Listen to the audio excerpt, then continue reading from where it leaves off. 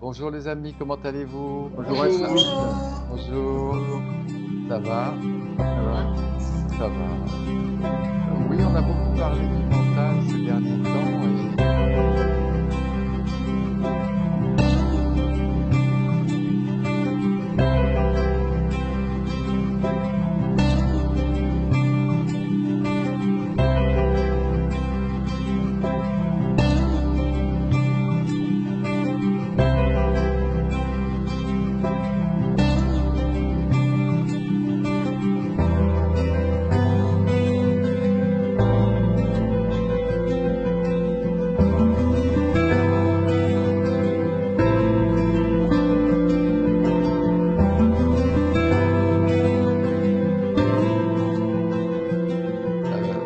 oui, ce mental est là un petit peu au milieu de notre vie et on s'en rend bien compte dès qu'on est un petit peu tranquille dans un coin.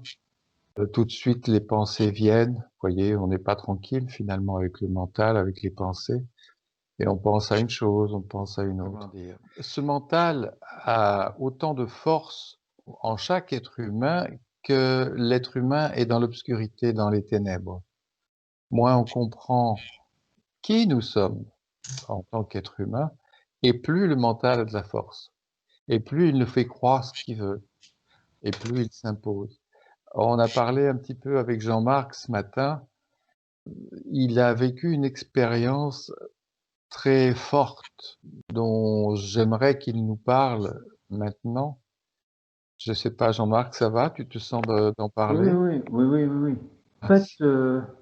presque tous les soirs, avant de me coucher, j'écoute soit une vidéo de Krishnamurti, que vous connaissez peut-être, soit une des vidéos qu'on fait ensemble sur Skype.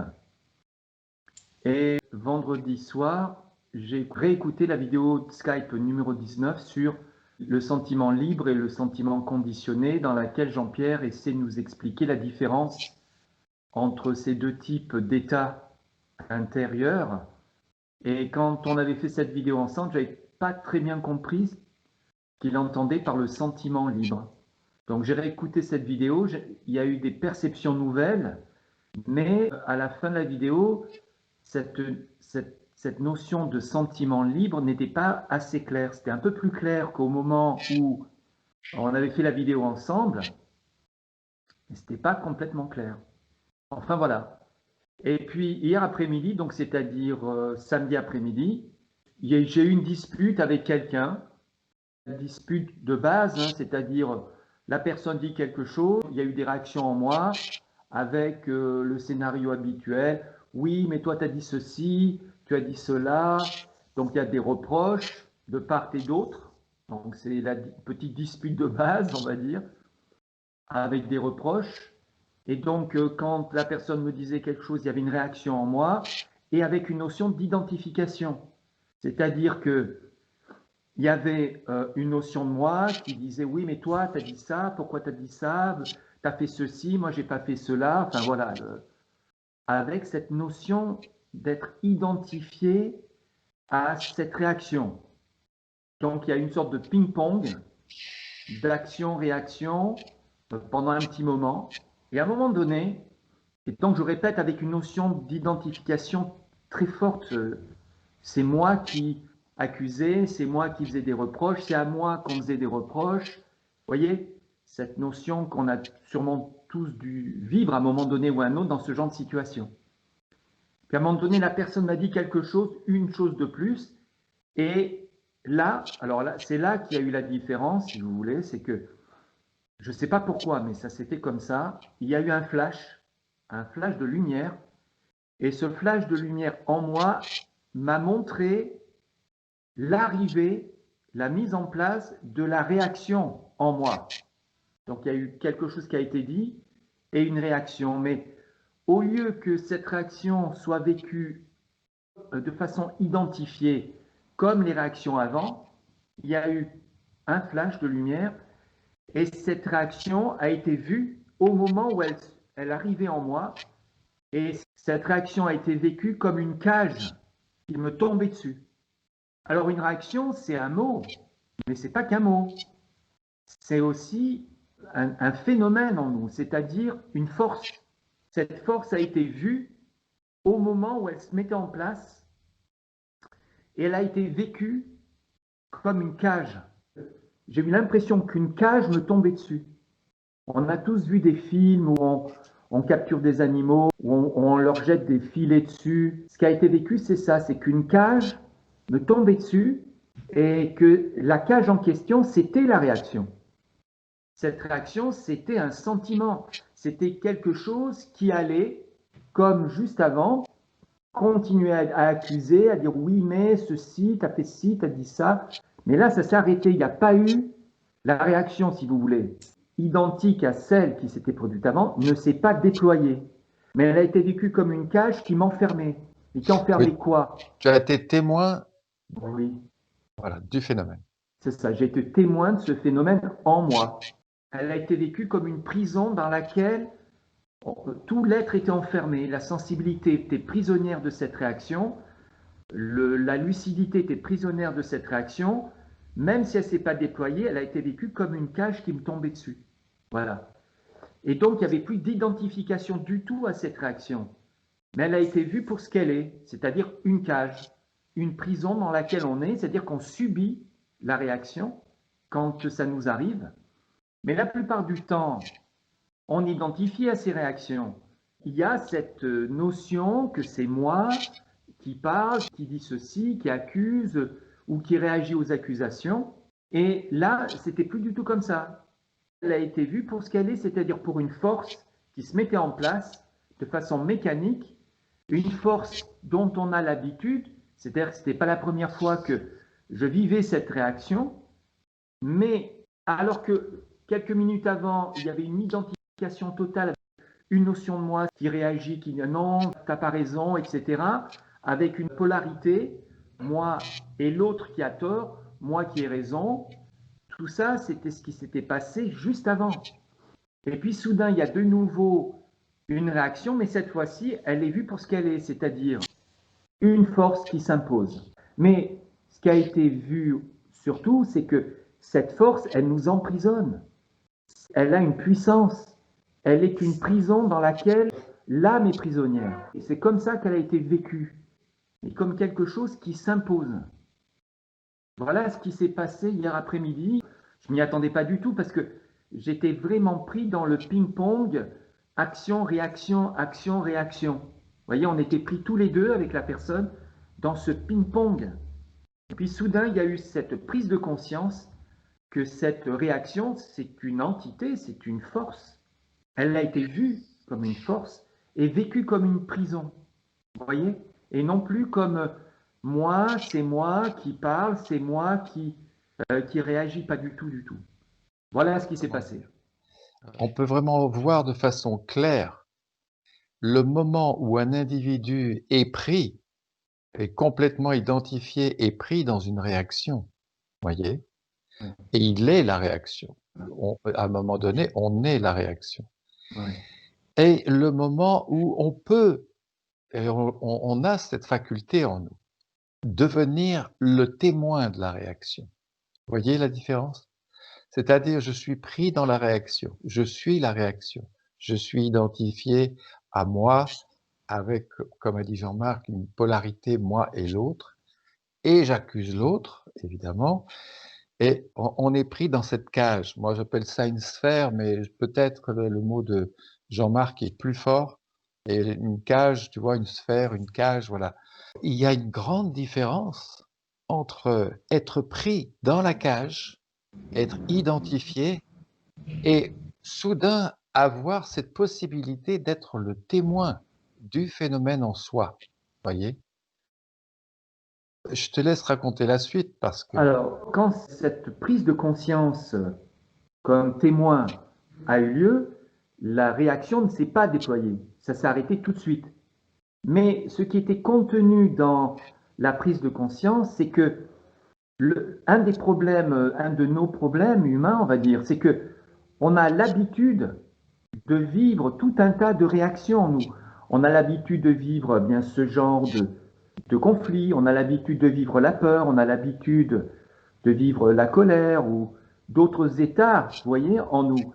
Et finalement, il y a comme, c'est nous, quoi. Vous voyez, c'est familier.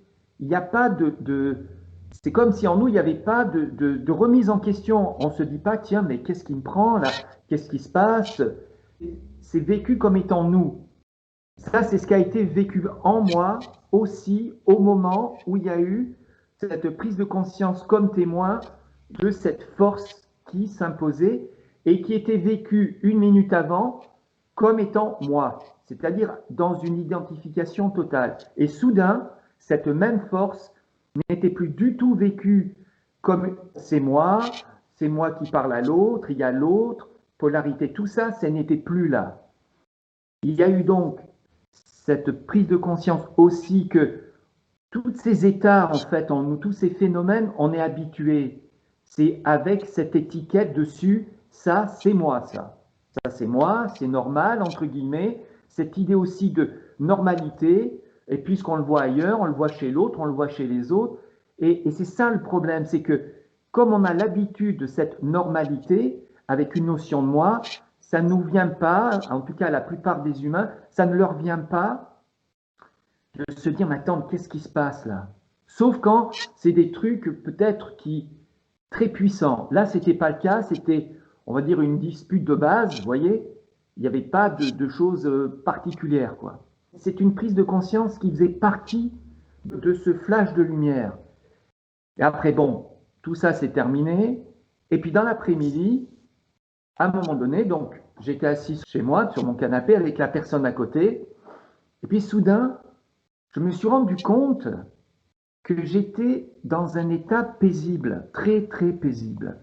Et là, il y a eu la prise de conscience, alors là, vraiment a été vécu de nouveau, une autre prise de conscience, ce que Jean-Pierre appelle le sentiment libre. Et le sentiment libre dont il parlait et que je n'avais pas compris dans la vidéo, et c'est pour ça que j'avais réécouté, que je n'avais pas compris, soudain je le vivais, et ce que j'ai réalisé, je dis je, mais ce qui a été vécu dans une prise de conscience, c'est que notre état naturel est paisible et tranquille. Et c'est ça le sentiment libre dont parlait Jean-Pierre. Et donc j'étais là, sur ce canapé, et j'ai pris conscience de cet état paisible, tranquille. Il n'y avait plus du tout moi au milieu et l'autre. Tout ça, ça avait disparu. Ça avait disparu. Et je me suis rendu compte que cet état que je vivais, c'est un état inclusif.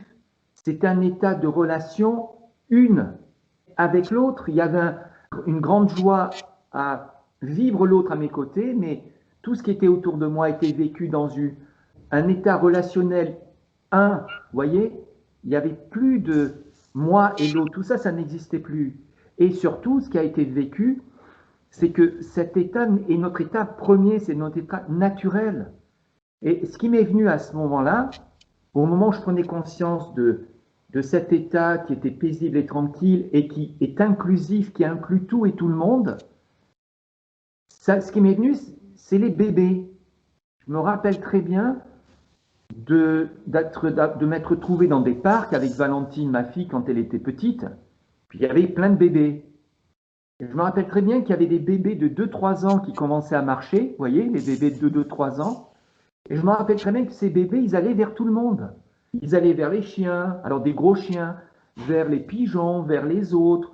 Parfois, il y avait voilà, un clochard, ils allaient vers le clochard. Et ça s'est connecté et j'ai réalisé qu'en fait, c'est notre état libre, celui-là. C'est le sentiment libre dont parle Jean-Pierre. C'est ça le sentiment libre. Et le sentiment conditionné, c'était le sentiment, cette force à laquelle j'ai été identifié quelques heures avant, et puis soudain désidentifié.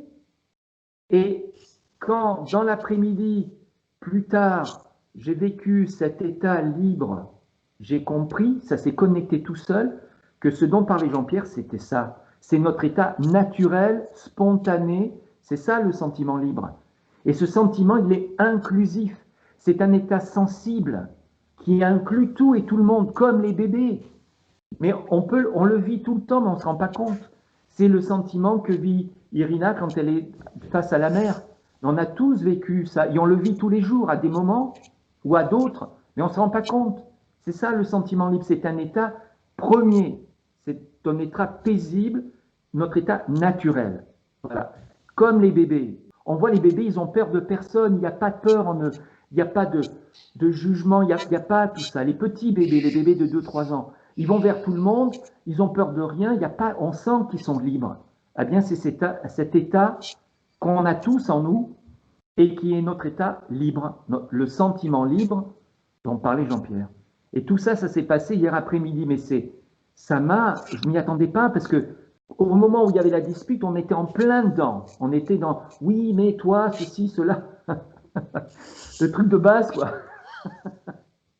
Et soudain, il y a eu Mais cette présence, Jean-Marc, le fait que tu aies regardé cet état, ça t'a fait quoi vis-à-vis de l'autre personne, ton comportement?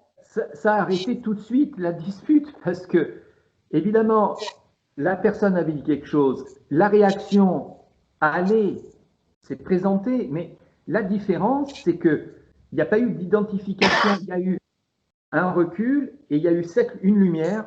Et là, j'ai vraiment vécu l'arrivée de la force de réaction qui allait accuser, auquel j'ai été identifié 1 minute avant.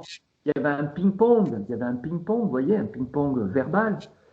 Eh bien, ça ne s'est pas produit. J'étais témoin de cette force et cette force, ce sentiment, il a été vécu comme une cage. J'étais enfermé dans cette cage. J'étais prisonnier d'une cage. Et non seulement cette cage m'enfermait, me privait de liberté, la liberté d'être en relation avec l'autre, une relation libre, mais en plus, il y avait un rejet de l'autre. Le sentiment, c'est ça, c'est une notion de moi au centre avec une polarité qui est intégrée. L'autre, c'est pas moi, c'est elle qui a tort, moi j'ai raison. Vous voyez, et ça a été vécu jusqu'au moment où il y a eu ce recul et j'étais témoin de cette réaction et elle a été vécue comme une cage dans laquelle on est prisonnier. Nous sommes prisonniers. Quand on est pris dans un sentiment, on est prisonnier de ce sentiment. Il n'y a plus de liberté possible. Par contre, quand le sentiment n'est pas là, n'est plus là ou n'est pas là, eh bien, on est dans un état simple, paisible, naturel, et c'est le sentiment libre dont parlait Jean-Pierre que je n'avais pas perçu quand j'ai écouté la vidéo et quand on a fait cette vidéo. Vous voyez? Stupéfait de... C'est quand même, tu as connecté de ta mémoire, c'est ça? Tu as connecté. Je ne peux pas... Moi, ce que je peux te dire, c'est ce que j'ai vécu. Ce que j'ai vécu, c'est que d'abord, il y avait... Donc, il y a eu une dispute, si tu veux, sur une petite dispute, mais une dispute quand même, avec une notion de moi qui était là. Oui, tu as dit si, pourquoi tu me dis ça? Après, dans l'état calme, tu t'es connecté de ta mémoire. Ça s'est fait tout seul.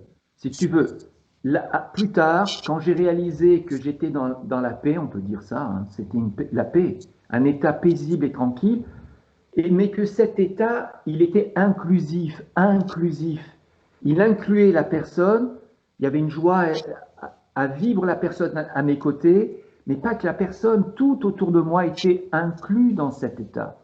Mais au moment où il y a eu cette prise de conscience, je ne sais pas pourquoi, c'est pas moi, il n'y a pas de moi là-dedans. Cette prise de conscience m'a connecté à ce souvenir, tu vois, quand j'étais au parc avec ma fille qui était petite, je l'amenais au parc, et il y avait d'autres mamans avec, enfin, je ne suis pas une maman, mais il y avait des papas et des mamans avec des bébés. Ça s'est connecté tout seul, si tu veux. Et là, j'ai réalisé que dans cet état de sentiment libre, on est comme les bébés. Ce que je veux dire par là, c'est que c'est notre état naturel. Naturel.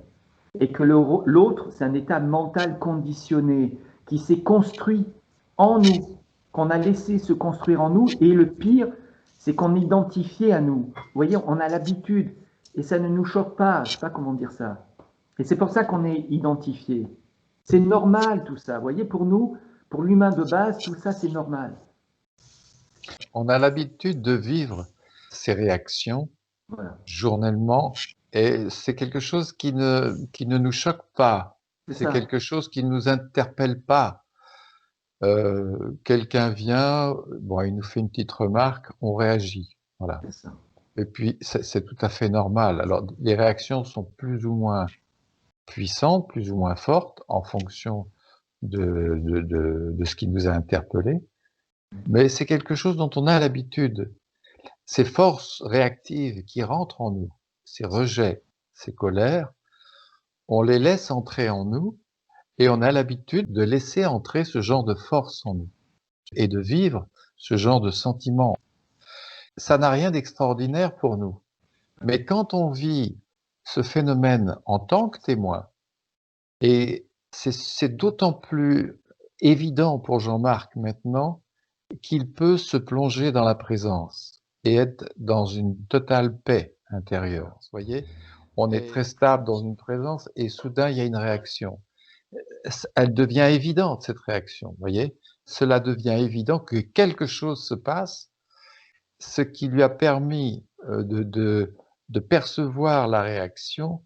Ce sont les innombrables regards qui ont été portés pendant très longtemps sur ces réactions. Vous savez, on en a parlé dans les dernières vidéos.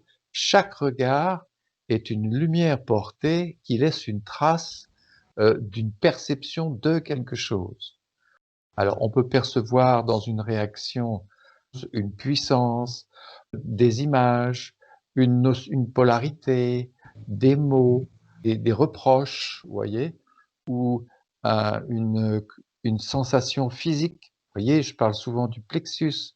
On sent le corps qui se referme, vous voyez. Voilà, tout ça, ce sont des regards qui ont été portés pendant de nombreuses années pour Jean-Marc.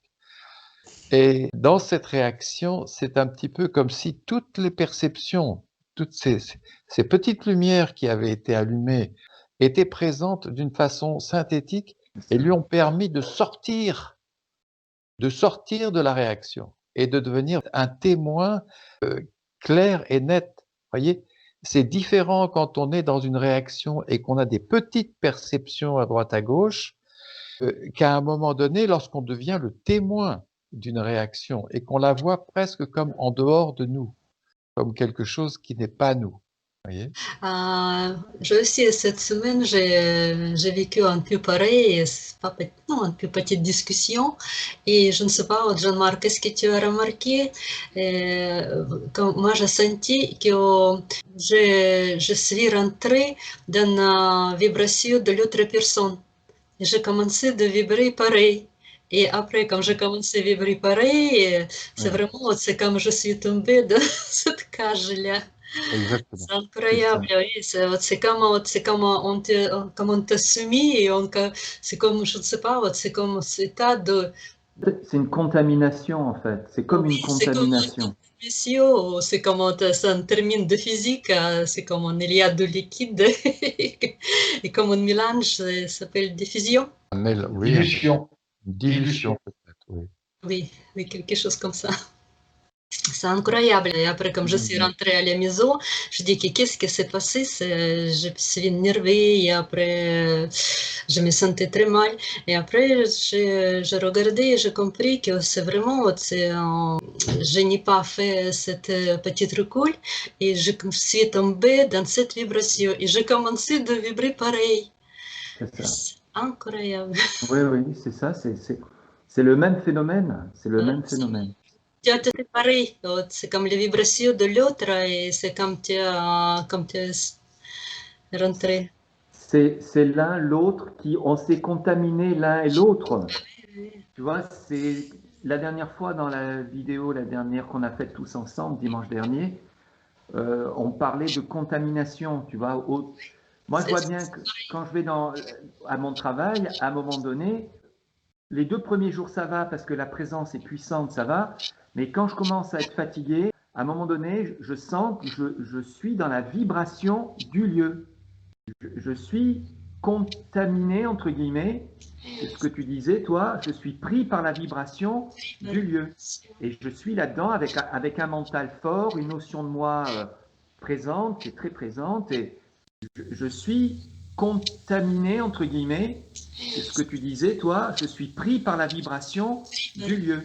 Et je suis là-dedans avec un mental fort, une notion de moi présente, qui est très présente, et voilà. Ben, c'est le même phénomène, c'est une sorte de contamination. On se met, on se cale sur la fréquence vibratoire de l'autre ou de l'endroit où on est. Oui, et on entre dans le schéma, on entre dans la cage. Si on est impliqué, on peut à un moment donné rentrer dans la cage, vous voyez, et être dans la structure psychologique mentale, moi, l'autre, et moi je suis ceci, et l'autre, et cela, et voilà. Et là, là, on est dans la sphère, on est dans la cage, vous voyez. Comment faire pour sortir de là? Ben voilà, prendre conscience, être le témoin. Mais et ce qui est intéressant, disons, dans cette discussion, c'est que on ne sort pas comme ça à la seconde de la chose et on n'est pas totalement conscient et pleinement conscient. Même, je dirais, Jean-Marc va voir encore d'autres choses. Vous voyez, il a vécu cette expérience de façon très nette. Il y a beaucoup de choses qu'il a vues dans dans ce moment, dans cette réaction. Mais il va en voir encore. Vous voyez, on n'a pas fini de regarder. Une chose extraordinaire à un moment donné, c'est que lorsqu'on est pris dans le mental et qu'on a une lumière assez puissante, on peut parfaitement devenir le témoin du phénomène du mental et puis se sortir du mental et même l'arrêter. Mais on continue quand même à être dans l'éveil parce qu'il y a encore des choses à regarder. Il y a encore plein de choses à regarder. Et des choses vues sous des angles différents. Vous voyez, l'éveil doit rester toujours là. Mais à un moment donné, on se positionne dans la conscience spirituelle, dans l'esprit spirituel, celui qui peut voir nettement la chose. Vous voyez, c'est important pour nous qui commençons, quand on commence, et on se dit, mais je vois rien, mais on voit pas tout de suite, on est repris, on est pris, on perçoit un petit quelque chose. Mais voyez comment les choses se passent. Comme un bébé qui prend conscience du monde. Ça se passe pas comme ça. Il y a beaucoup de petites choses qui se mettent en place, de phénomènes de lumière. Et après, oui, il est stable, le bébé est stable, il peut tourner sa tête dans la chambre et voir les objets autour de lui, voyez. Mais avant que ça arrive, il y a des regards à porter. En fait, cette expérience, si vous voulez, ça montre qu'on est identifié à tout un des tas de vie en nous, tout un tas de réactions, tout un tas de phénomènes. On est identifié à tout un tas de phénomènes qui ne sont pas vraiment nous. Oui, c'est ça que ça montre. C'est un petit peu ce que je disais au début. Mais cette expérience, elle montre qu'on ne l'est pas ça. On est quoi? Eh bien, on est cet état libre, en fait. Cet état libre qui a été vécu, revécu, en fait, plus tard, hier après-midi, une fois que voilà, le sentiment accusateur avec un moi a disparu, la paix est revenue et on est cet état libre dont il faut prendre conscience parce qu'on est lui. Et c'est lui qui est perturbé par tout un tas de réactions qui nous sont familières, comme disait Jean-Pierre. Mais en fait, cette expérience a montré de façon très nette, absolue, que nous ne sommes pas tout ça, que nous sommes un état paisible, tranquille, joyeux, libre, en nous. C'est ça que ça montre. Et donc le message, c'est attention, soyons vigilants, entre guillemets, à ce qui nous traverse. Essayons de comprendre, de regarder ce qui nous traverse, les états qui nous traversent. Parce que nous ne sommes pas vraiment ça. Ça l'a montré de façon spectaculaire. Oui. Il y a quelque chose dont on pourrait parler, c'est le phénomène de cage. Vous voyez? Et essayer de comprendre un peu plus clairement ce qu'est ce phénomène de cage. Vous voyez? Un phénomène de cage, c'est d'abord une conception mentale, une conception de l'esprit. Vous voyez? Nous sommes tranquilles, nous sommes paisibles, rien ne se passe, puis d'un seul coup, il y a une réaction. Alors on va dire, oui, mais la réaction, c'est la puissance. Il y a une puissance de réaction. Oui, il y a une puissance de réaction. On le sent dans le corps, oui, on le sent dans le corps. On le sent dans l'émotivité, oui. Tout ça fait partie de la cage, voyez. Mais il y a une structure qui nous tombe dessus, une structure conceptuelle. Et vous vous rappelez, on a regardé et étudié un petit peu ce champ conceptuel, qui est un champ propre à l'esprit. Et dans ce champ conceptuel, il y a un grand nombre d'éléments, d'unités qui se sont connectés et qui ont formé la structure conceptuelle. Imaginons qu'une bonne fée passe par là et qu'elle fasse disparaître. La bonne fée, plus tard, ce sera la lumière. Mais pour l'instant, on est pris dans notre cage. Imaginons qu'une bonne fée passe par là et fasse disparaître d'un coup de baguette magique la structure. La structure n'y est plus, on n'est plus dans la structure. Eh bien, on redevient libre comme Jean-Marc après sa réaction, vous voyez. Il n'y a plus de polarité, il n'y a plus de moi, il n'y a plus de l'autre, on n'accuse plus personne, on n'est plus en train de dire oui mais moi j'ai raison mais toi tu as tort, on n'est plus dans ce genre de choses. Vous voyez la structure? La structure est assez complexe en elle-même parce qu'elle est faite d'éléments de connaissances qui sont associés. Moi le corps, moi qui pense, moi qui suis ceci, moi qui suis cela. Voyez tout ça, moi et là, et il y a un moi au centre. Et tout ça forme une structure, voyez, dans laquelle nous rentrons. Imaginons que Irina soit au bord de la mer, et puis qu'elle nous en a parlé de cette expérience d'ailleurs, et qu'elle soit en totale contemplation face à la mer. Ça y est, c'est la liberté de l'âme, c'est la contemplation et on est libre. Mais une amie arrive, bloum, la structure arrive. Moi et mon ami, ah, attention, mon ami, il y a mon image, il y a je dois me comporter comme ceci. Elle vient, je la connais, elle est comme ça, elle est comme ça. Voyez la structure, pling, plang, pling, plang. Voyez toutes ces connexions qui se mettent en... Alors que 2 secondes avant, elle était dans une paix totale, dans une grande harmonie, et elle profitait de cette contemplation incroyable face à la mer. Ça ne veut pas dire qu'il ne faut pas avoir d'amis. Non, Ça veut dire qu'il faut il faut prendre conscience voilà, de ce qui se passe en nous.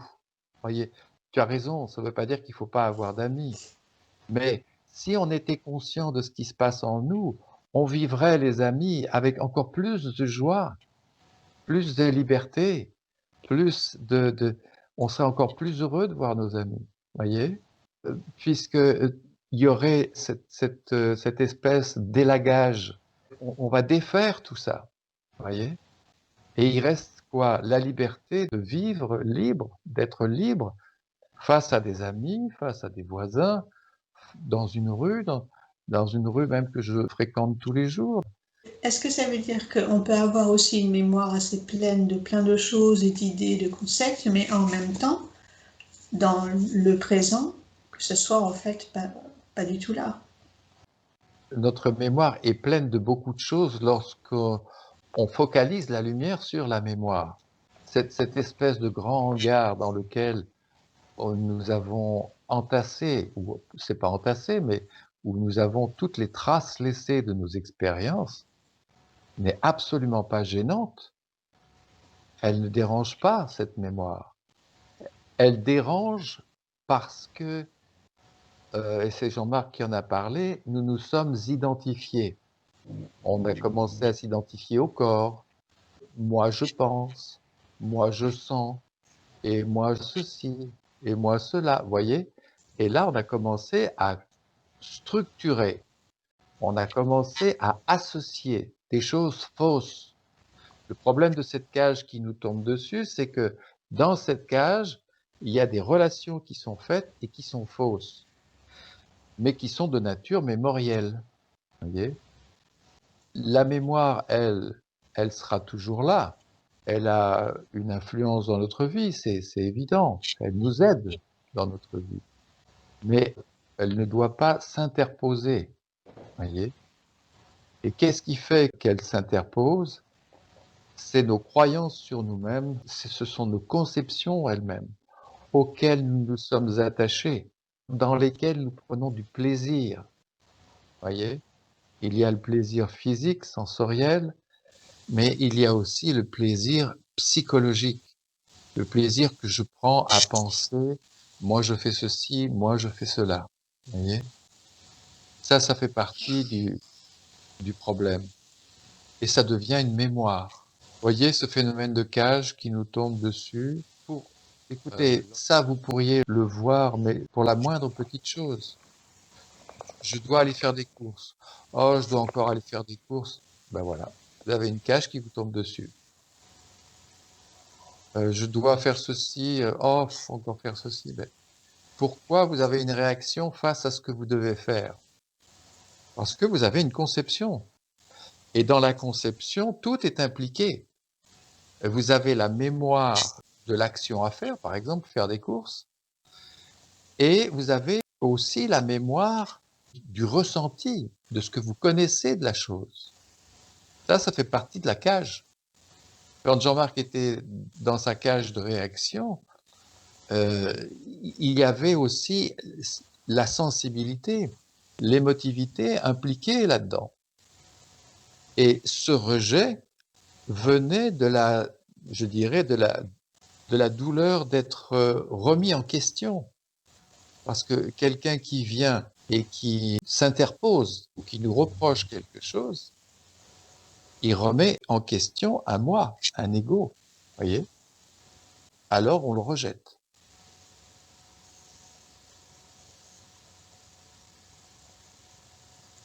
Voyez, quand il n'y a plus de réaction, quand il n'y a plus de mental, qu'est-ce qu'il y a? Un état libre. Une réaction est là. Ça y est, une cage me tombe dessus. Pour la moindre chose. Aller chercher le courrier, tu vas chercher le courrier ou je vais chercher le courrier? Oh, encore moi, j'y étais hier. C'est à toi d'aller chercher le courrier quand même. Toujours moi qui vais chercher le courrier. Ben, voyez, qu'est-ce qui se passe? Comme les gens ne sont pas intéressés à ces petits instants, il leur faut des gros instants.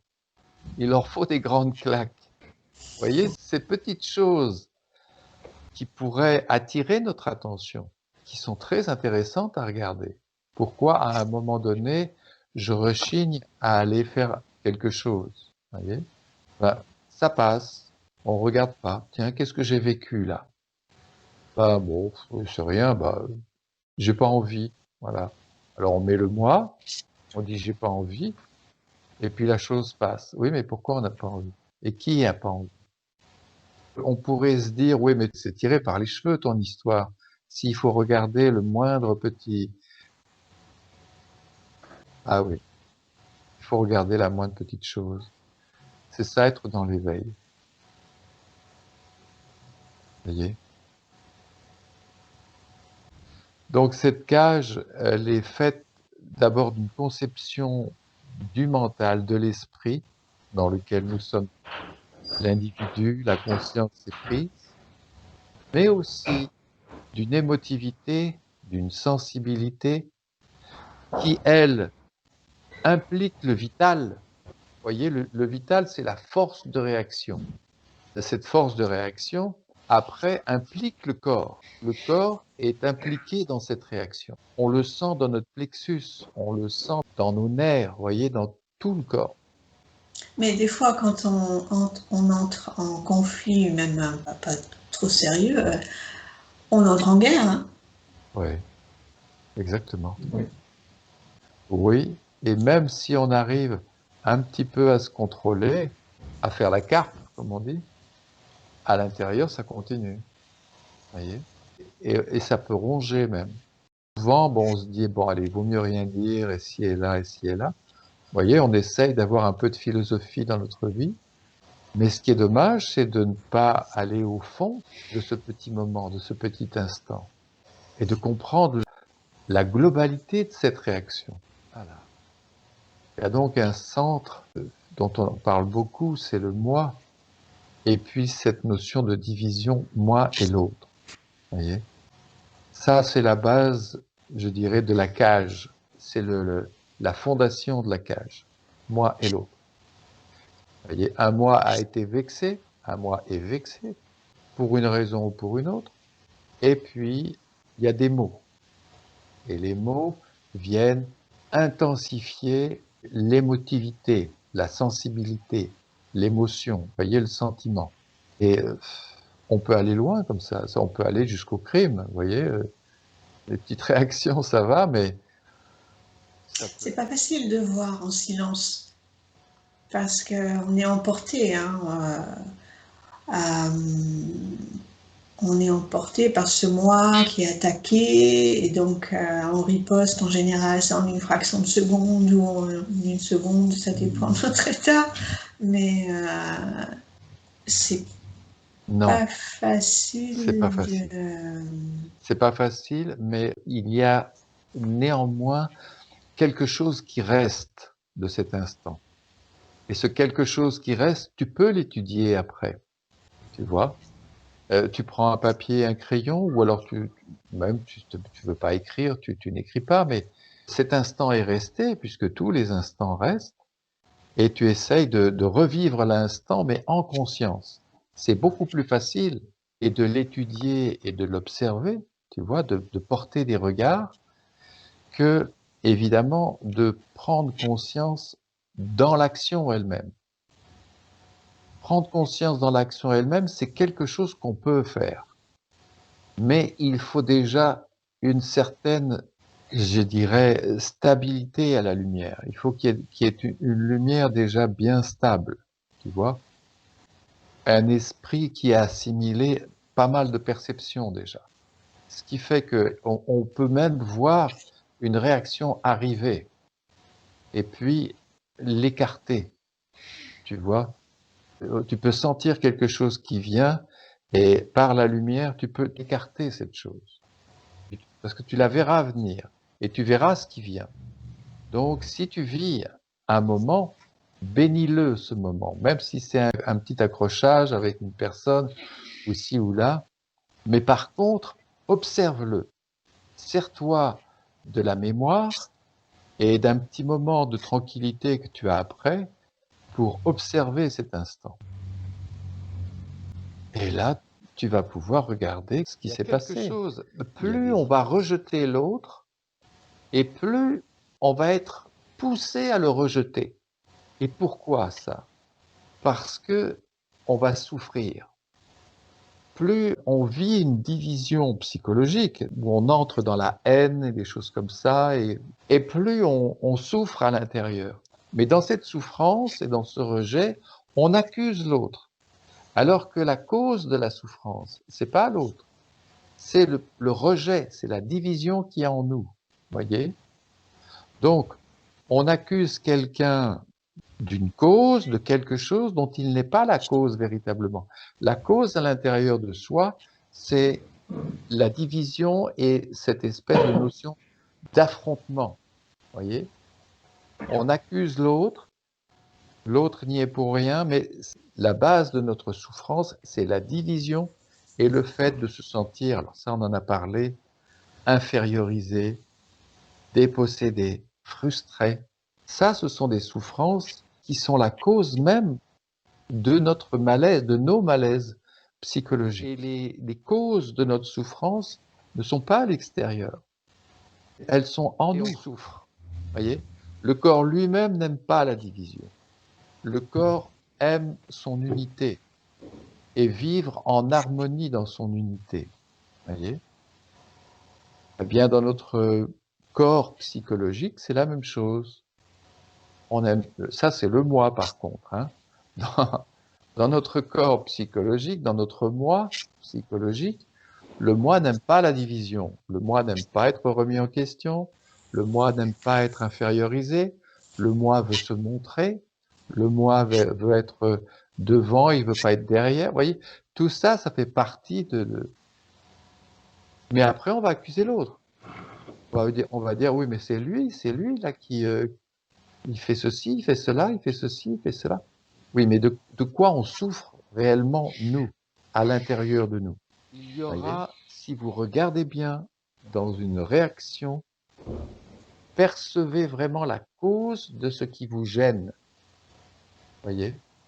Et vous verrez la cause de ce qui vous gêne et qui vous fait mal, qui vous tourmente, c'est que un moi n'est pas comblé ou un moi est blessé. On rejette de plus en plus l'autre à cause de ça. Observez-le bien. Mais Philippe, Oui, oui, ça va. ça va? J'écoute.